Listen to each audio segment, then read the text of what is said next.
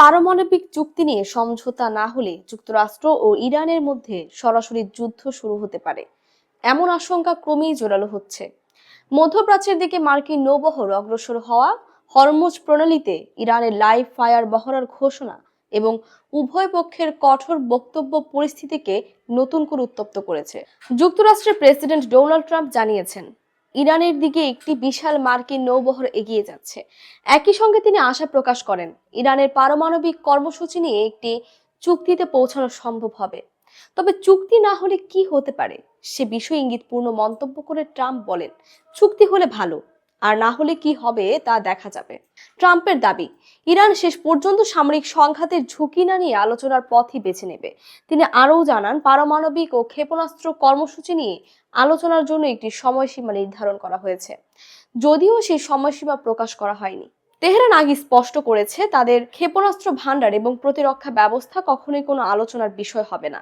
যুক্তরাষ্ট্রের সঙ্গে ক্রমবর্ধমান উত্তেজনার মধ্যেই ইরান হরমুজ প্রণালীতে 2 দিন ব্যাপী লাইভ ফায়ার নৌ মহড়ার ঘোষণা দিয়েছে, যা মার্কিন রণতরীর কাছাকাছি এলাকায় অনুষ্ঠিত হওয়ার কথা।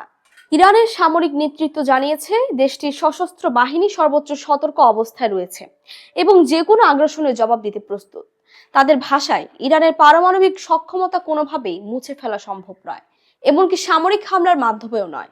এর আগে যুক্তরাষ্ট্র মধ্যপ্রাচ্যে বিমানবাহী রণতরী ইউএসএস আব্রাহাম লিঙ্কন সহ একাধিক যুদ্ধ জাহাজ মোতায়েন করে। ইরানের মহড়ার ঘোষণার পর ওয়াশিংটন তেহরানকে সতর্ক করে জানায়, হরমুজ প্রণালীতে কোনো ধরনের অনিরাপদ ও অপেশাদার আচরণ সহ্য করা হবে না। বিশেষ করে মার্কিন রণতরীর উপর দিয়ে ড্রোন বা যুদ্ধবিমান উড্ডয়ন কিংবা স্পিডবোটে বিপজ্জনকভাবে কাছাকাছি আসাকে অগ্রহণযোগ্য বলে বিবেচনা করা হবে। যুক্তরাষ্ট্রের মতে, এ ধরনের আচরণ সংঘর্ষের ঝুঁকি বাড়ায় এবং আঞ্চলিক স্থিতিশীলতাকে হুমকির মুখে ফেলে।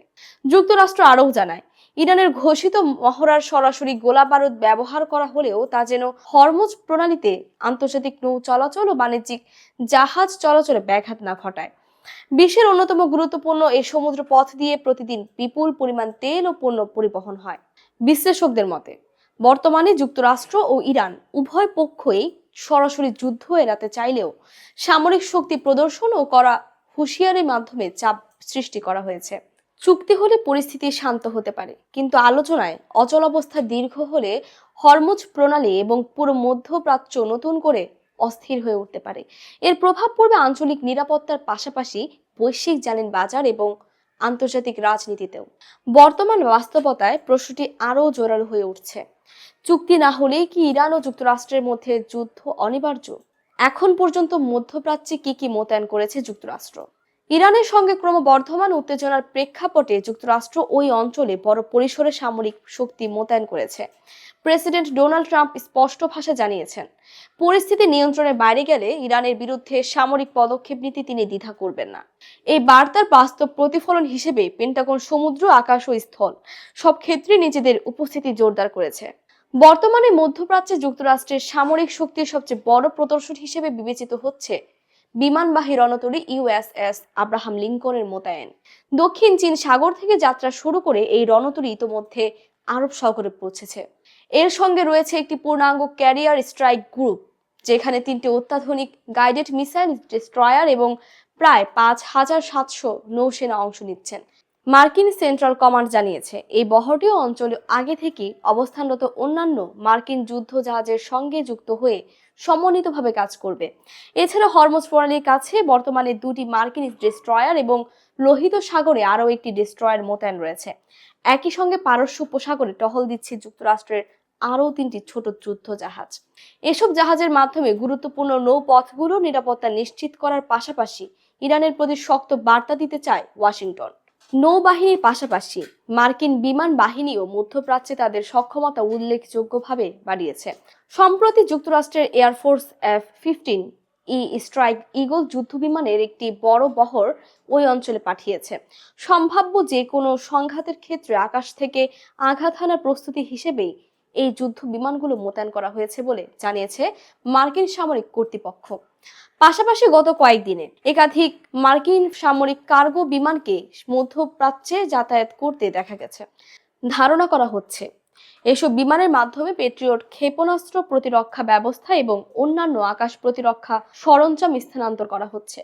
স্থলভিত্তিক সামরিক কাঠামোর কেন্দ্রবিন্দু হিসেবে কাজ করছে কাতারের আল উদেদ বিমান ঘাঁটি।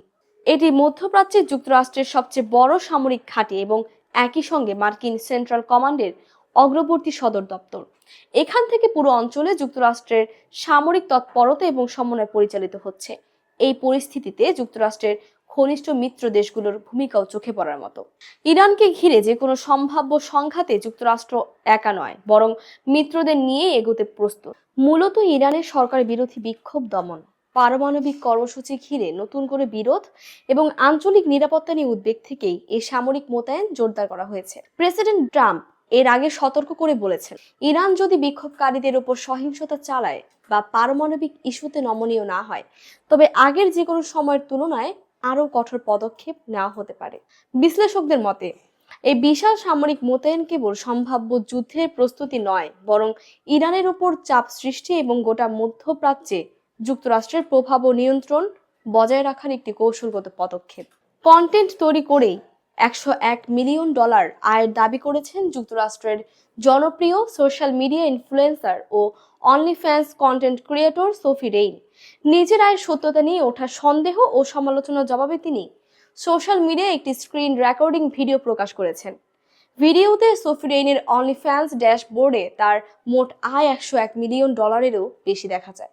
সেখানে তাকে বারবার ড্যাশবোর্ড রিফ্রেশ করে সাম্প্রতিক আয় এবং সর্বমোট আয়ের তথ্য দেখাতে দেখা যায়। ভিডিও বার্তায় সোফি বলেন, আমার আয়ের বিষয়ে সন্দেহ করা মানুষদের উদ্দেশ্যে এটি আমার শেষ প্রতিক্রিয়া। আমি মিথ্যা বলছি না এবং মিথ্যা বলার কোনো কারণও নেই। তবে একই সঙ্গে তিনি নতুন ও আগ্রহী কন্টেন্ট ক্রিয়েটরদের জন্য সতর্ক বার্তাও দিয়েছেন। সোফির ভাষায়, তার মতো সাফল্য সবার পক্ষে সম্ভব নয়। তিনি জানান, গড়ে একজন অনলিফ্যান্স কন্টেন্ট ক্রিয়েটর মাসে প্রায় $150 আয় করেন। বড় ফলোয়ার বেস কিংবা ব্যতিক্রমী ভাগ্য ছাড়া রাতারাতি মিলিয়নিয়ার হওয়া বাস্তবসম্মত নয়। এর আগে 2024 সালের শেষ দিকে সোফি রেইন জানিয়েছিলেন তিনি এক বছরে $43 মিলিয়নের বেশি আয় করেছেন, যা সে সময় কিছু পেশাদার ক্রীড়াবিদের বার্ষিক আয়ের চেয়েও বেশি ছিল। বিলাসবহুল জীবনযাপনের অংশ হিসেবে তিনি ব্যক্তিগত জেট ও দামি গাড়ি কিনেছেন বলে জানান।